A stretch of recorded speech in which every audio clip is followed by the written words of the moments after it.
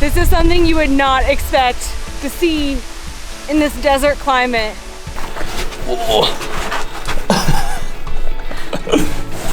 I'm stuck. I'm stuck. Okay. Whew. We've driven about 2 hours east of Parowan, Utah, and this weekend we're exploring in and around the Grand Staircase-Escalante National Monument, which is over 1 million acres of protected land in southern Utah. This area is home to rugged, unique, and gorgeous scenery, and over the next 2 days we're going to experience beautiful and exhilarating hikes, scenic and rough drives, and delicious local eats. Also, just a quick side note, we've always pronounced it Escalante, but we've recently learned that locals pronounce it either Escalante or Escalante. So just a quick apology here. We don't know how it's going to come out of our mouths or even which way is the right way to say it.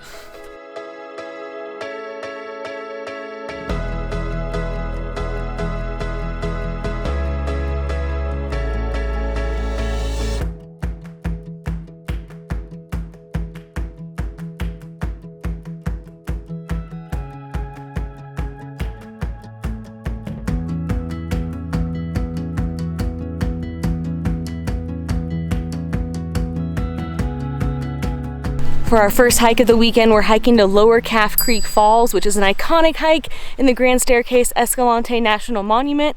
It's about 5.5 to 6 miles. We've read some conflicting things, so we're not totally sure, and it costs $5 to access this trail, but it's free if you have the America the Beautiful National Parks Pass.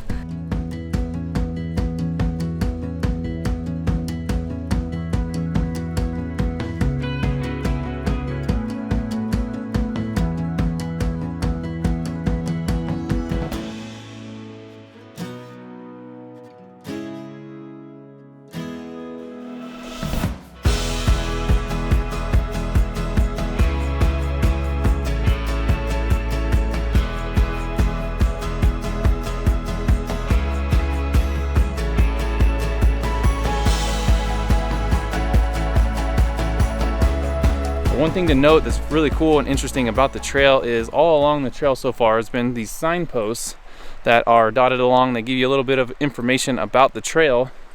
And apparently one around here, number 6, even though this is number 5, there's a granary across the way. It says, high on the cliff across the creek is a storage structure built more than 800 years ago by prehistoric people who lived in the canyons. We call this culture the Fremont. Assorted food items and seeds were stored in these structures. That's really interesting. We gotta keep an eye out for it across the way. And we had read to make sure that you stop and read the signs along the way, but they're not actual signs with information. They're just number posts. And we're using the All Trails app to basically click on pins on the map and see the story that goes along with it. However, it's proving to not be super accurate, so just keep that in mind. But we think there's a brochure at the trailhead, which probably has all of the stories for all the posts, so you can read as you hike.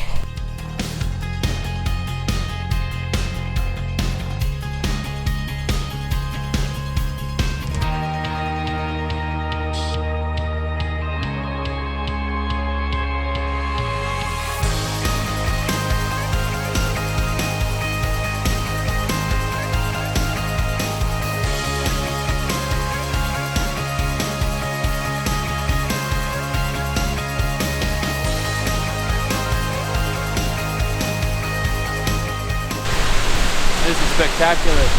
Oh my gosh. Massive. This is something you would not expect to see in this desert climate. Waterfall in the desert, what? It makes it even more beautiful. Yeah. Wow.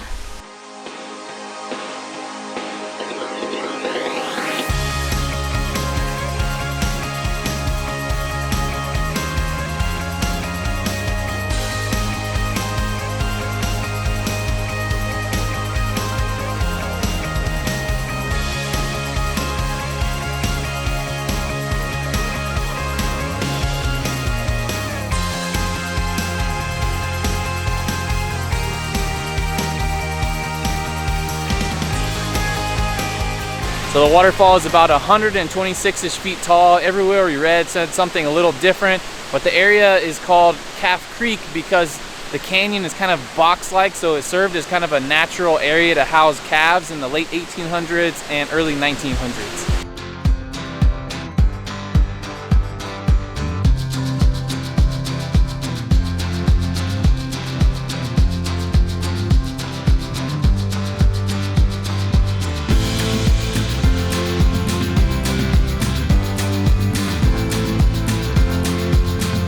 We know we talk about crowds in like every single video, but we just really like hiking without a ton of people around.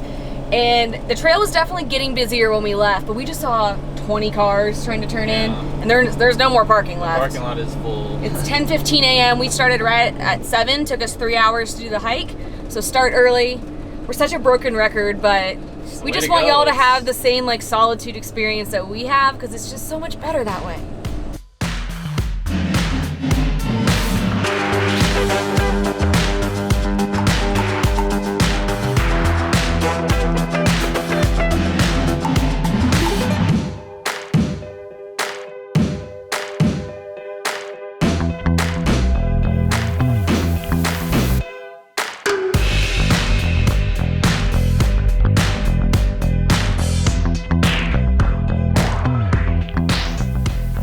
We headed up the road to Boulder, Utah to grab brunch at a spot called Magnolia Street Food, which is this bright blue school bus, food truck, food bus. Hefty, just the way I like it. I've been thinking about this burrito for days actually, and especially this morning on the hike. Just been so hungry, worked up quite an appetite. So this is the Pancho and Lefty's burrito. Let me tell you what's inside this. So it has eggs, carnitas, grilled potatoes, onions, roasted green chilies, and cotija cheese. Damn. That is out of this world amazing. So dang good. You got tons of the grilled veggies in there, the onions, the green peppers right there, the pork. There's salsa all in there. What is this? The tortilla is nice and got some little burnt pieces, little crispy bits. The griddled potatoes are just so griddled and they taste like buttery, and oh man, this is an amazing burrito. It says scrambled eggs on the menu, but this is definitely more over easy, which in my opinion takes it to the next level. You get some of the yolk there, a little bit runny. Would you say you're a breakfast burrito connoisseur? I would like to consider that myself as a breakfast burrito connoisseur. I do dabble in mini breakfast burritos when I get the chance. This is a top-notch one, A+++. And I got some tacos. It's been so long since we've had tacos on the vlog, and I'm so excited. So I got the picadillo, which is ground beef, and there's a bunch of other goodies in there. It looks like cotija cheese, some carrots, some jalapenos. Looks nice and juicy, like it's got some good seasonings on there. And then this one is the Carlos, I think is what it was called, and it's a bunch of like kind of a crispy carnitas pork. The pork is so good, it has a nice crisp to it, and then they threw in some peppers, he said, because it has normally pickled onions in the pork one, but I don't really like onions, so put in some, I don't know, they kind of just like pickled peppers. I'm not really sure what they are. It gives it such a good tang, and then the salsa is so fresh and good, and then the crunchiness of the kind of the cabbage on top. Oh man, so good. On to the next one.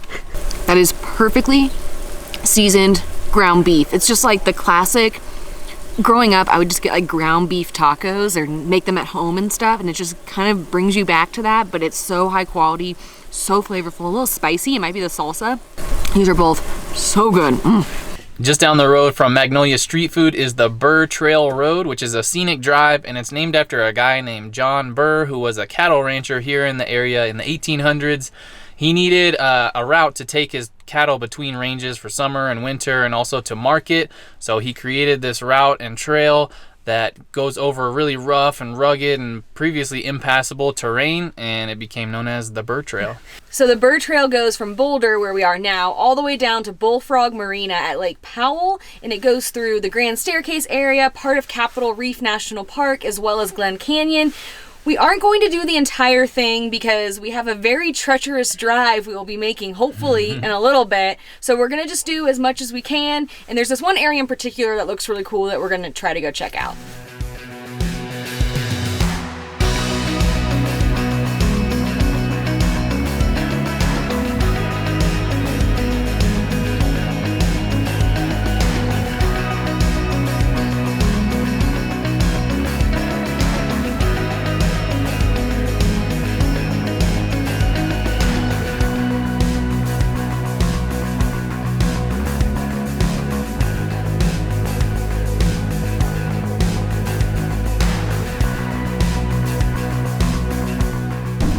seen anything like this before. It's like driving down a giant red hallway. It just goes for miles and miles. We just can't get ourselves to stop driving. The scenery is just going on forever and ever. We just want to keep seeing what's next. It's incredible.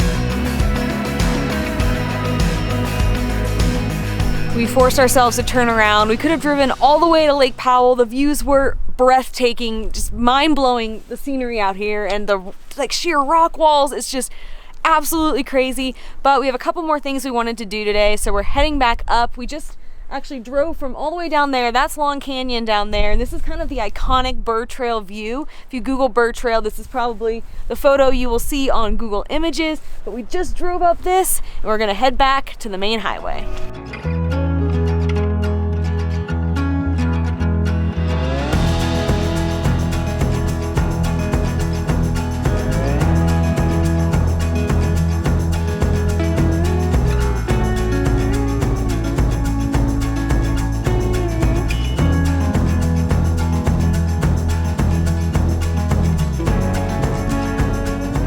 We headed back towards the Escalante area, and we stopped off at this place called Kiva Koffeehouse, which is this awesome coffee shop with a sick view, just basically built into the side of the hill, kind of looks like. Off the highway. Yeah. It's the coolest. Like, Yeah. look at this view. Yeah. It's all around. It's probably the sickest coffee shop view we've ever had in our entire lives. We haven't even tried our drinks yet, but I already know they'll be good. They gotta be good. Fantastic view, fantastic coffee.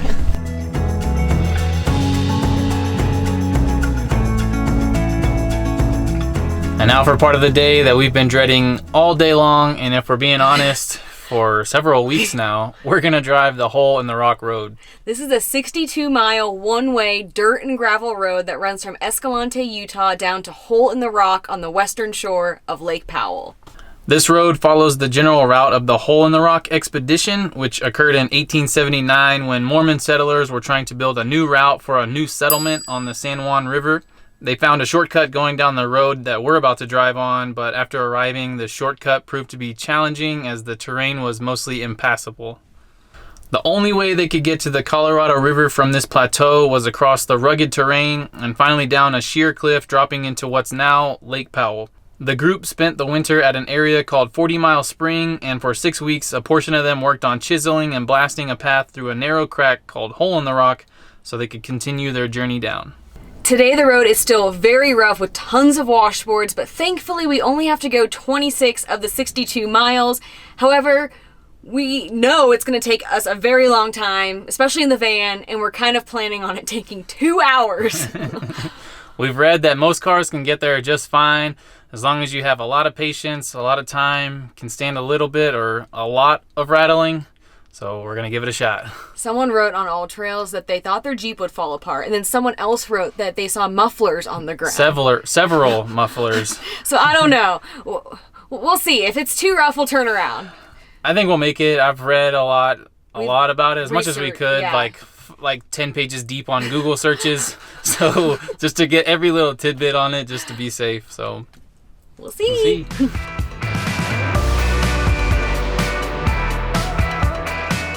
Here we go. It's gonna be good. It's gonna be great. Let's go. He is not nervous at all.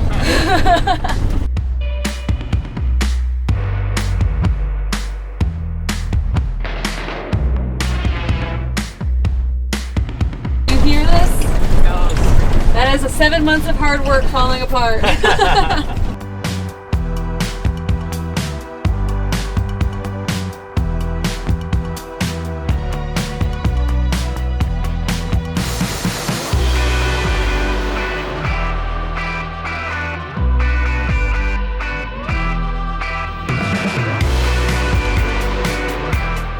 We saw our first muffler on the side of the road.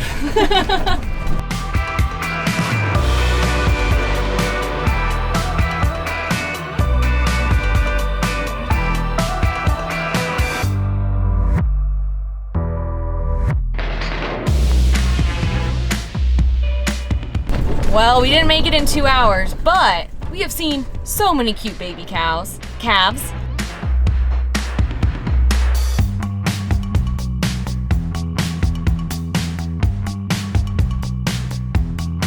We made it! We made it! In one piece! Yeah. The cabinets are still up! The only thing that fell was that window cover. How did that happen? That's a win. It took us about 2 hours and 15 minutes to get out here. It honestly wasn't that bad. I'd say the last like third, it was really sandy and really washboardy, but other than that, I think we've been on worse roads. For sure. The road out to Wire Pass might be a little worse, but it's just long. It's just long. It wasn't bad at all though. We got passed by... Yeah, we went really slow. We got passed by lots of cars. We probably averaged like 10 to 15 miles an hour. So if you're in a regular car, you could do this probably in like half the time. Yeah. But for us, since this is our house, we have to be much slower. But we came to the lower Dry Fork trailhead area, but you can't actually camp overnight at trailhead, so we're in the overflow parking area, and we got this free overnight camping permit, from the visitor center the other day, so we can camp. But we are staying here tonight because tomorrow morning we are going to hike the Dry Fork Peekaboo Spooky Slot Canyons. And it's going to be really fun.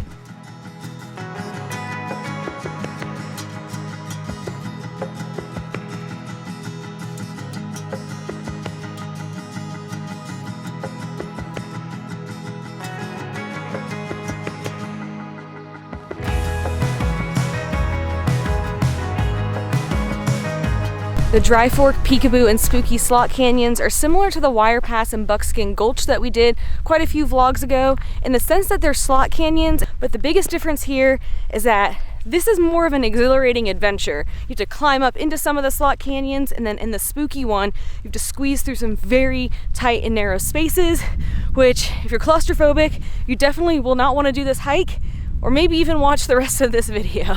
They recommend packing as light as possible, so we've got our smallest backpack and packed with our minimal gear so that we can fit through these tight spaces.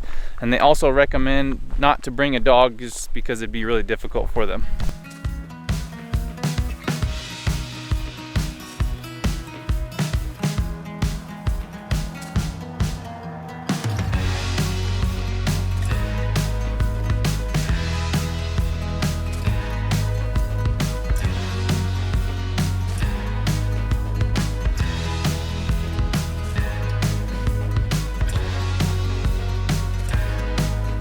One thing we did read on multiple reports on All Trails and some other websites was that it gets kind of tricky to follow the trail, and sometimes along the way there are stacks of cairns, so make sure to follow those to kind of keep your way on the path.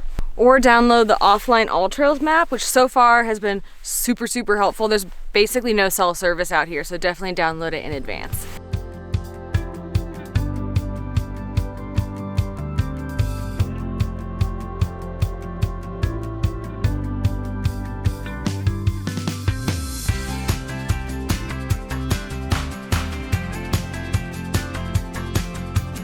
So we took a wrong turn. I went way down the hill, had to come back up, so we're out of breath.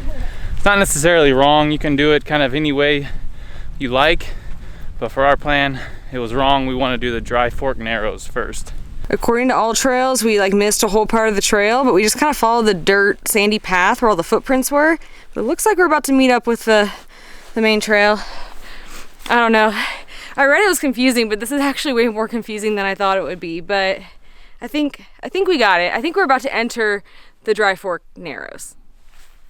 I can't cross my fingers in these gloves.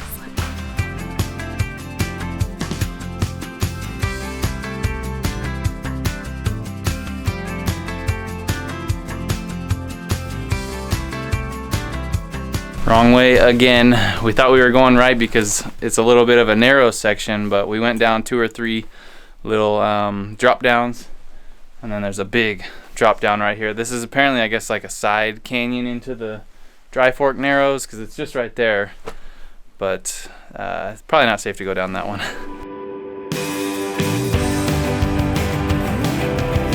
Okay, we backtracked a little bit and we found the safe, correct entrance to the Dry Fork Narrows. Whew.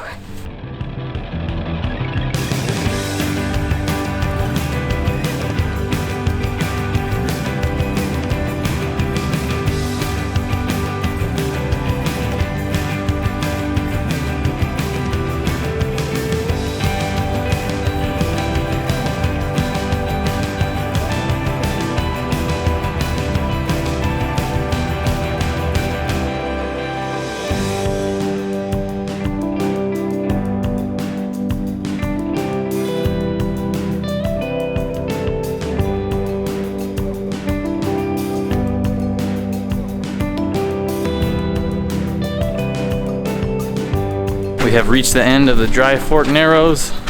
We're back out into the sunlight. Now onto Peekaboo Narrows, which from what we've read, you have to climb up pretty high to get into it. Yeah. Like on purpose, unlike before where we accidentally almost had to climb down. This one. Yeah.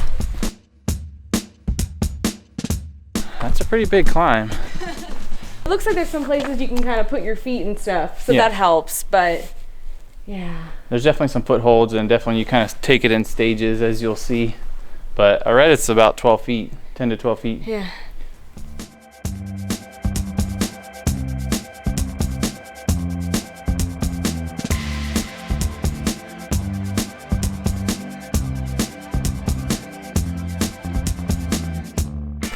There's nowhere really to grab onto. All right, we made it up this little area here, the entrance to it. It was steep and slick, and the footholds weren't as good as I thought Yeah, they would a little be. sketchy. I was heart racing. Adam made it most of the way up, and then someone was coming, so he came back down, and then that kind stranger helped us kind of get up. Yeah, so I was like, it was like a team effort. I was like, I'll let him go first and watch how he does it, and he made it up pretty quickly. And he kind of helped us and gave us encouragement. Encouragement. So thank you. Yeah.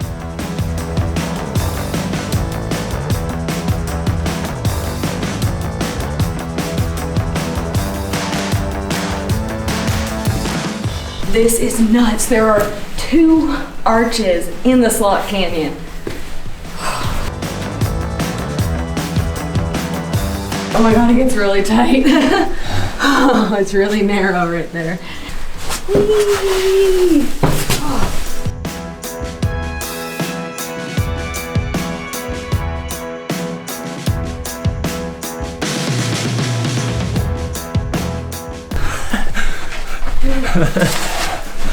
Oh my gosh. This is so narrow, and this isn't even the narrow one yet.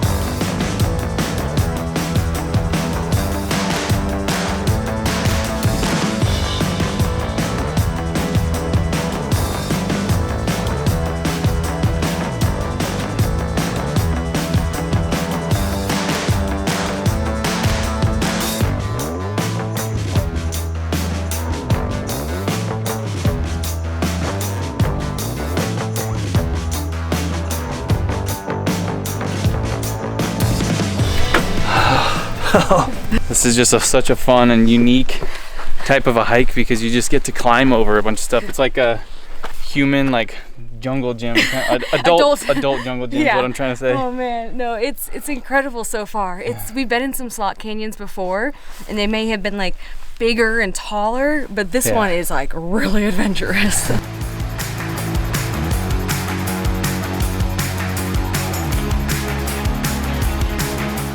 Two slot canyons down and a spooky one to go.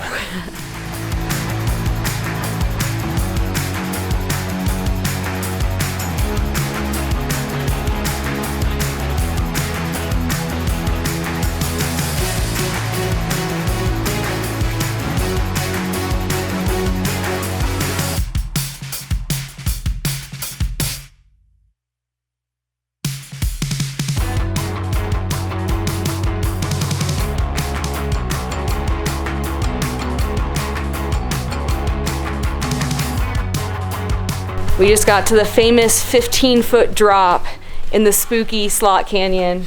There's some ropes to help, but it looks kind of sketchy.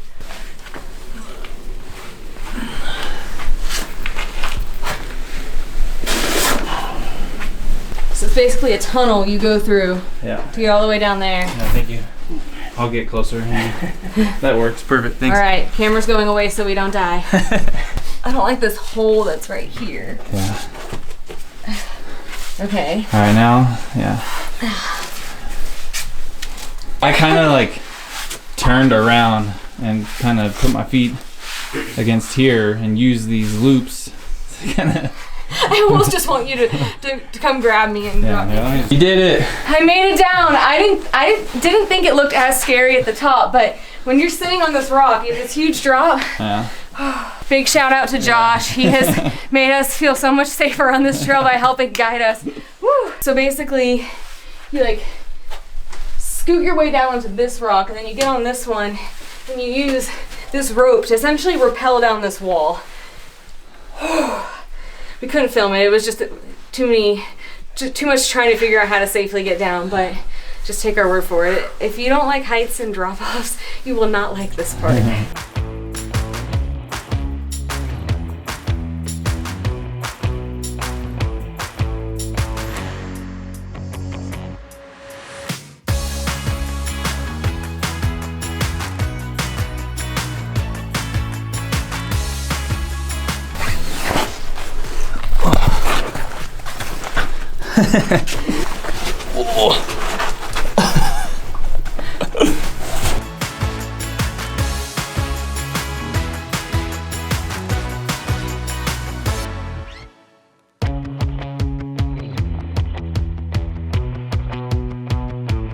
This part's gonna be tricky. Climb down into a narrow slot.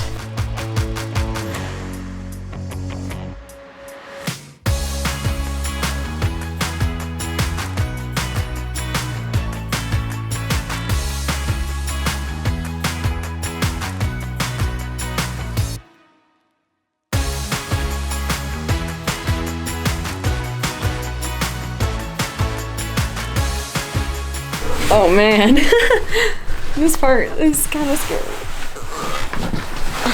I'm stuck. I'm stuck. Okay. Whew. I don't know what to do with my foot. It's like kind of stuck. Oh, this is tight. Whew. Super graceful.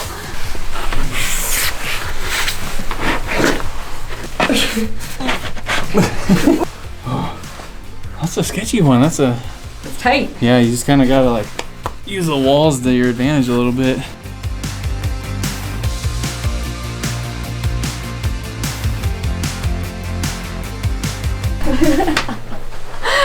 Oh.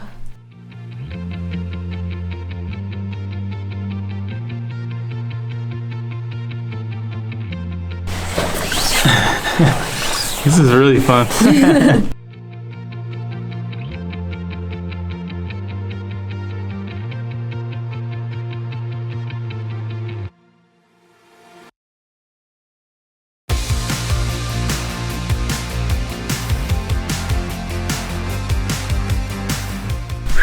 Made it out. Just barely, just skinned by, huh?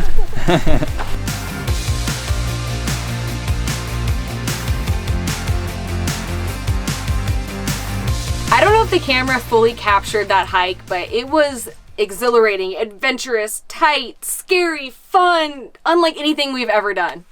Oddly enough, I didn't feel very claustrophobic at all. I don't like caves and being closed in like that, but with this, I just zoomed through it. It was just a ton of fun. There are some pretty tricky parts though. So getting up into Peekaboo and then getting into Spooky, I guess, or getting down, I guess, technically into Spooky. Yeah, about halfway through it. We didn't film those very well because, to be honest, we were just trying to not get hurt and just do them safely. So we didn't really show them probably at their fullest, but we came across someone named Josh right when we were entering Peekaboo. And so we kind of helped each other through both of those tough situations. He would encourage us and kind of tell us, like, help guide us after he went up to tell us how. We always made him go first. Yeah, sorry, Josh. But he would kind of help us figure out like where to put our feet and stuff. So we were so glad we ran into Josh. It just made the experience so much better. But we've loved the Grand Staircase-Escalante area. It's just massive. There is so much to do here, and if we had the right vehicle, there'd be so much more that we could do. So we'll definitely have to come back. But this place is just gorgeous. It just kind of blew my expectations of it out of the water. It was awesome. We could stay here for a really long time, but unfortunately and fortunately, we are now headed to our first new national park of 2021 and here in Utah, Capitol Reef.